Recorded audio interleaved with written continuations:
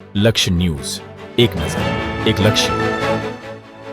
રાધનપુરમાં ધારાસભ્ય શ્રી લવિંગજી ઠાકોરની મુખ્યમંત્રીશ્રીને રજૂઆત.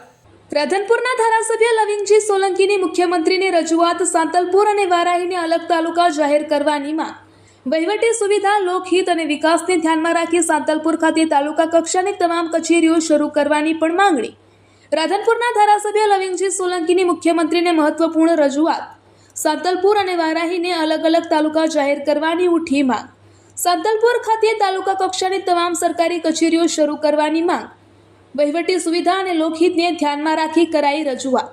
લાંબા અંતરના કારણે ગ્રામજનોને પડતી મુશ્કેલીઓનો કર્યો ઉલ્લેખ. ખેડૂતો, મહિલાઓ, વિદ્યાર્થીઓ સહિત હજારો લોકોને મળશે સીધો લાભ. મુખ્યમંત્રી વહેલી તકે હકારાત્મક નિર્ણય લે તેવી ધારાસભ્યની અપેક્ષા. રિપોર્ટર પંકજ સાધુ, પાટણ.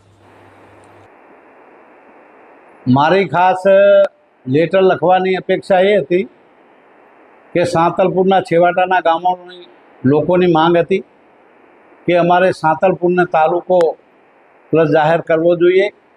એના અનુસંધાને મેં માન્ય મુખ્યમંત્રી સાહેબને લેટર લખીને કે સાંતલપુર તાલુકાને નવી કચેરીઓ તમામ આપીને વારઈ જે છે એને તાલુકો જાહેર કરે અને સાંતલપુર તાલુકામાં નવીન બધી કચેરીઓ એ બનાવે, જેથી કરીને સાંતલપુરના છેવાડાના પીપળાના લોકોને અહીંયા વારાઈ સુધી આવવું ન પડે અને એને સરળતા વધે. લોકોના સરળતા માટેની મેં રજૂઆત કરી છે અને મને વિશ્વાસ છે કે જે ગામોની લોકોની માંગ ઉઠી છે એને હું પણ સમર્થન આપીશ ને મુખ્યમંત્રી સાહેબને રજૂઆત લેટર લખીને કરી છે અને રૂબરૂ મળીને પણ મેં વાત કરી છે કે ભાઈ સાંતલપુરને કચેરીઓ આપીને એ તાલુકા મથકનો વ્યવહાર ત્યાં સાંતલપુરમાં તમામ કચેરીઓ ચાલુ થાય એવી લોકોની માંગ છે અને એ માંગમાં